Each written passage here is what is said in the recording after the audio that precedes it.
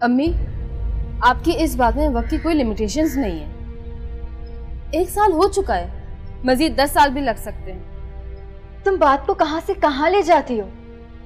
मेरा मतलब है कि वो सच इंसान की जबान पर आ ही जाता है, और मैं वो सब कुछ कर रही हूँ जो सही है, जो बिल्कुल ठीक है। तुम आजकल क्या पढ़ रही हो? तुम्हारा दिमाग इतना तेज कैसे चल रहा है?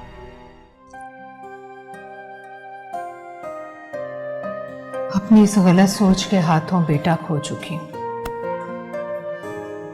अब बेटी भी उन्हीं राहों पर चलने की जिद कर रही है जिसका इख्तिताम एक ऐसी खाई है जिसमें गिरने के बाद या तो इंसान निकल नहीं पाता, और अगर निकलता है तो इतना जख्मी हो चुका होता है कि उसके जख्म भरने मुमकिन नहीं रहते। आप किन राहों और खाई की बात कर रही हैं? मैं समझ नहीं सका। बेटे को मिडिल क्लास में ब्याहा तो उसकी जान से हाथ धो बैठी। अब बेटी भी एक टटपूंजिए मिडिल क्लास से शादी करने की जिद कर रही है। इंसानों को क्लासेस में बांटकर उनकी जांच करना, उन्हें परखना कोई दानिशमंदी नहीं है, बल्कि शराफत, अखलाक और इंसानियत ही किसी इंसान की पहचान हो सकती है। और अगर ये खूबियां किसी ऊंची क्लास वाले में नहीं है, मैं तो उसे कचरा ही मानूंगा। जवान बेटे को कब्र में उतारने के बाद भी आपके ख्यालात में तब्दीली नहीं आई? वक्त ज्यादा गुजर गया है, इसलिए आपको याद नहीं है। इन्हीं औसाफ की वजह से आपके वालिद मोहतरम ने आपकी शादी मुझ जैसे मिडिल क्लासिये से करवाई थी। और सुनिए, आप अहमद को इल्जाम नहीं दे सकते। उसे इस मिडिल क्लास की खाई में जानबूझकर आप ही ने धकेला था।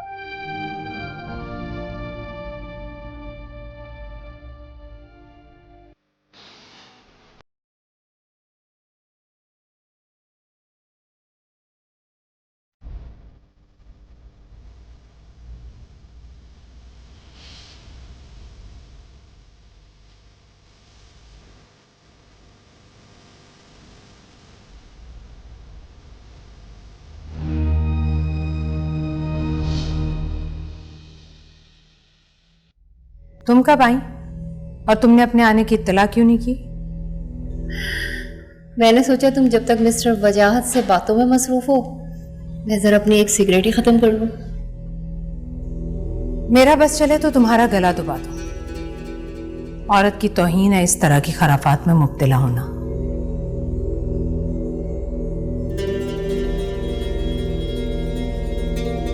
कुछ नहीं रखा इन बातों में। नए जमाने में मर्द और औरत सब बराबर हैं। ये मर्द ही हैं जो औरत से हर अच्छाई की उम्मीद रखते हैं और खुद चाहे कुछ भी करते फिरें। सही करते हैं। ये औरत ही है जिसकी वजह से मुआशरे में कुछ अखलाकियात बाकी हैं। ये भी ना रही तो समझो माशरा का लाश हो जाएगा। खैर छोड़ो इस बहस को।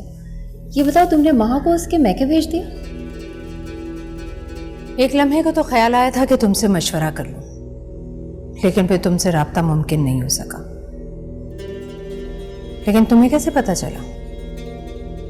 सोहरा ने बताया था। मेरा ख्याल है हमने ठीक ही किया। फरीदा पैसों के लालच के चक्कर में आ गई है। वो माहा से असल राज उगलवा कर ही दम लेगी। कितनी अजीब बात है, कितनी शातिर निकली ये लड़की। कब और कैसे मोहब्बत का खेल खेलती रही और इसकी भाभी तक को पता नहीं चला। खैर, तो तुमने अच्छा किया। अब एक काम करो। वो क्या? फरीदा के घर की निगरानी सख्त कर दो।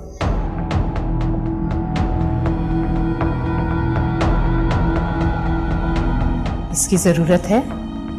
बिल्कुल है। आज के जमाने पे किसी पे भी पूरा भरोसा नहीं करना चाहिए।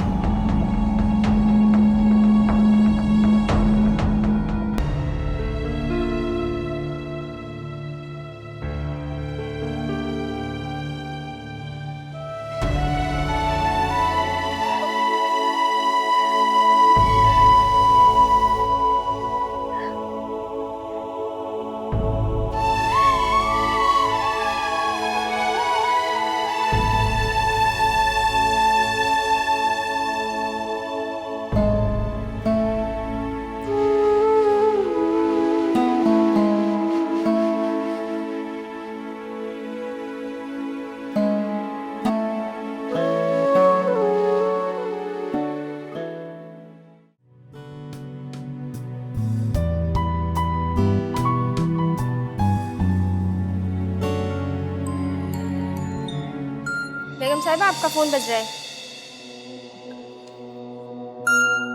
ठीक है, तुम जाओ। अच्छा, हेलो, ये क्या इन्फॉर्मेशन है? तुम जाहिल लोग अब तक कुछ भी मालूम नहीं कर सके। महा का सामान के कमरे से रोते हुए निकलने को मैं क्या समझ सकती हूँ? अहमक।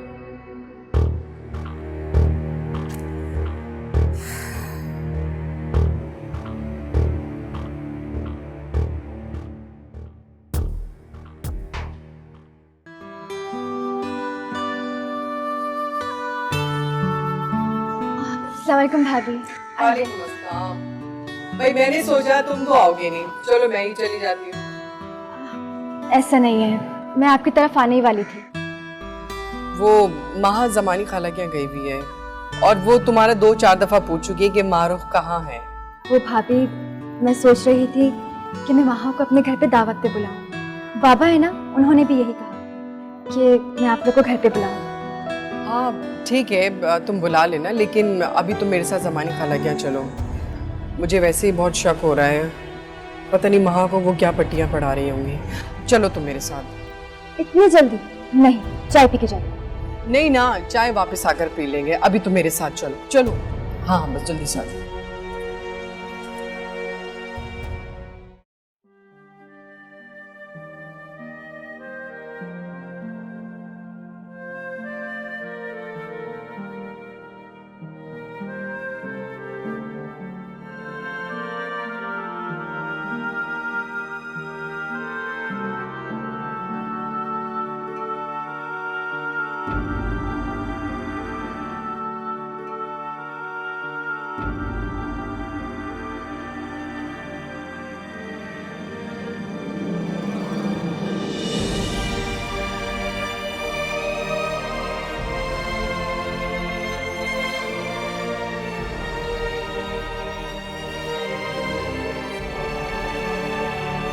कौन है ये बाजिल सिद्दीक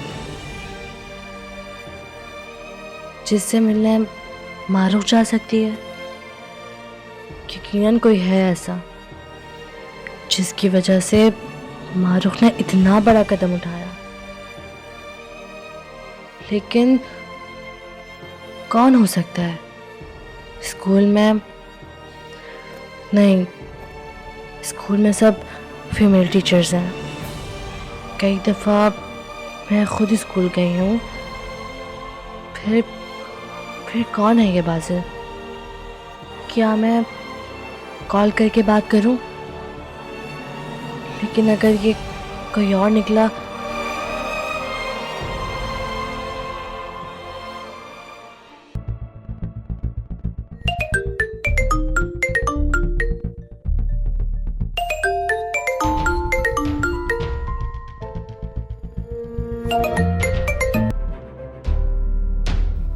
हेलो जी बेगम साहबा।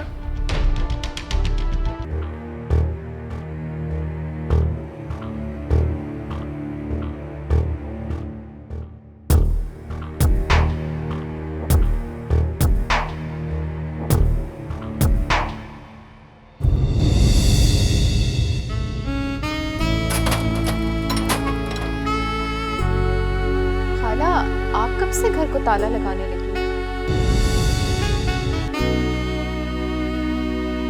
अरे बेटा क्या बताऊं, गली में आवारा कुत्ते फिरने लगे, भूखे भेड़ियों की तरह घर में घुस के पूरा घर भंबोर डालते।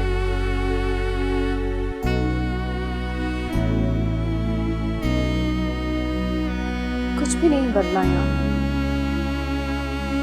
फिर भी ऐसा लगता है जैसे सब कुछ बदल गया हो यहाँ। कितनी अजनबी अजनबी सी लग रही हूँ आज यहाँ। मुकद्दर आंखें फेर ले तो सब कुछ अजनबी हो जाता है, लेकिन तेरी ये जमानी खाला मरते दम तक तुझसे अजनबी नहीं हो।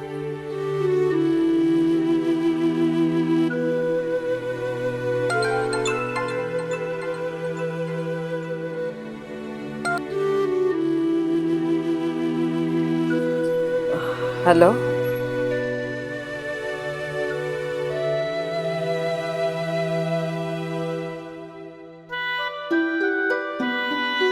आहिस्ता बात करना, यहाँ किसी को नहीं पता कि मेरे पास ये फोन है।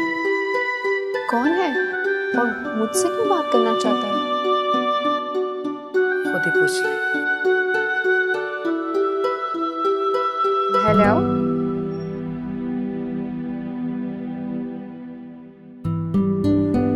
जी कौन?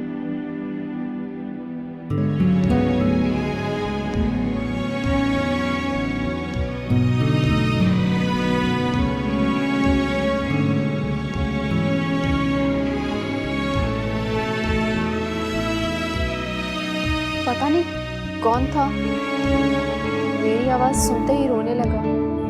कैसी पत्थर हो गई है माँ। अपने आज़र को नहीं पहचानती? मैं किसी आज़र को नहीं जानती, और कह दीजिएगा मर गई माँ उसके लिए। मैं आपके लिए चाय बना के लाऊं।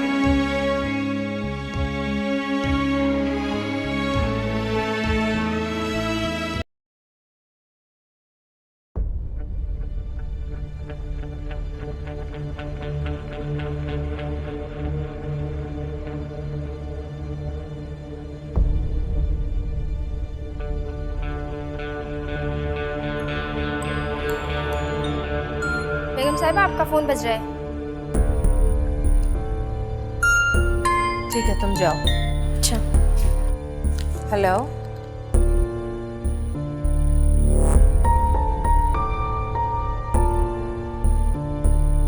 ये क्या इन्फॉर्मेशन है? तुम जाहिल लोग अब तक कुछ भी मालूम नहीं कर सके। माहा का जमानी के कमरे से रोते हुए निकलने को मैं क्या समझ सकती हूँ? अहमक।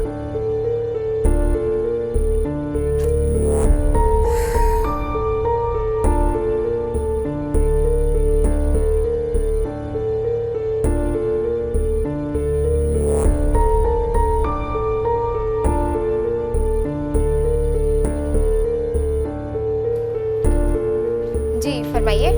बेगम साहिबा से जाके कहिए जमीला आई हैं। अच्छा, मैं बेगम साहिबा को बताती हूँ, आप तशरीफ रखिए। ठीक है। बेगम साहिबा, कोई जमीला नाम की खातून आई है।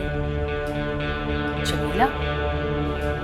इस नाम की तो किसी खातून को हम नहीं जानते। उन्होंने और कुछ नहीं बताया, बस इतना कहा कि मैं आपको जाकर इत्तला कर दूँ। अच्छा ठीक है, तुम चलो, हम आते जी अच्छा।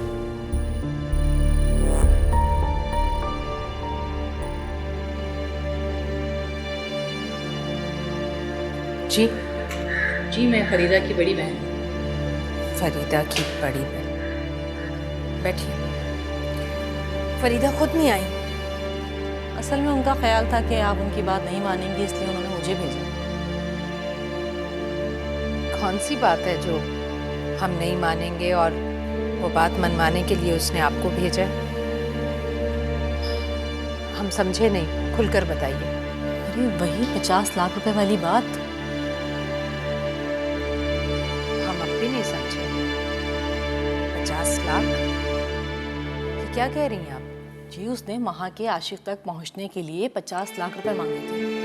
आपने कहा था सोच के जवाब दूंगी। अगर आपको कुछ 50 लाख ज्यादा लग रहे हैं तो कुछ रकम कम कर लें। मेरा मतलब है 50 लाख में भी ये सौदा पड़ सकता है। आप ये क्या कह रही हैं? मेरी तो कुछ भी बात समझ में नहीं आ रही। ना तो फरीदा ने 50 लाख का जिक्र किया और ना ही मैंने मना किया। और ओह, अब हम समझे। वो मिडिल क्लास औरत खुद नहीं कह पाई तो उसने आपको भेजा हमारे पास। हमें मंजूर है, 50 लाख भी मंजूर है। बस तुम दोनों बहनें मिलकर हमें माहा के उस घटिया आशना तक पहुंचा दो जिसकी वजह से उसने हमारे बेटे की जान ले ली। सुगरा, सुगरा, जल्दी से हमारा मोबाइल लेकर आओ।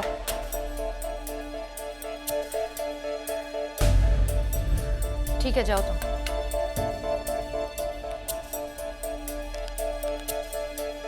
फरीदा, हमें 50 लाख मंजूर है।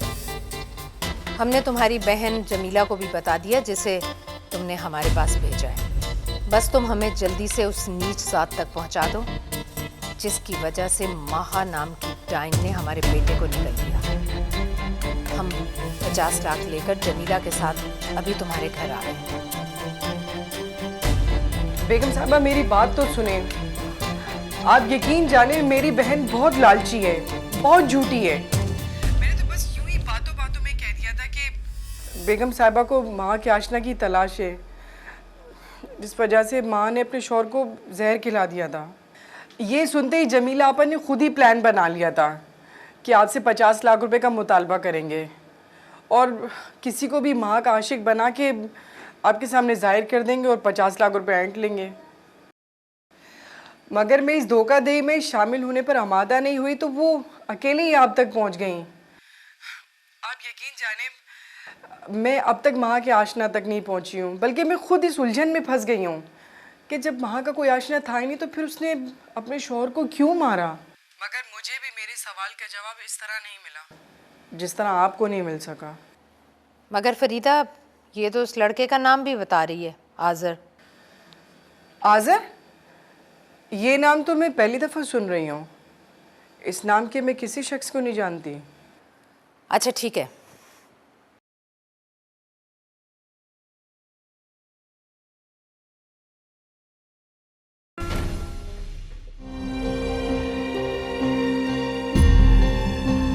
मगर फिर भी उन्होंने अपने जाहिल बेटे के लिए मुझे ही क्यों पसंद किया? तो तुम्हें इस बात में एतराज़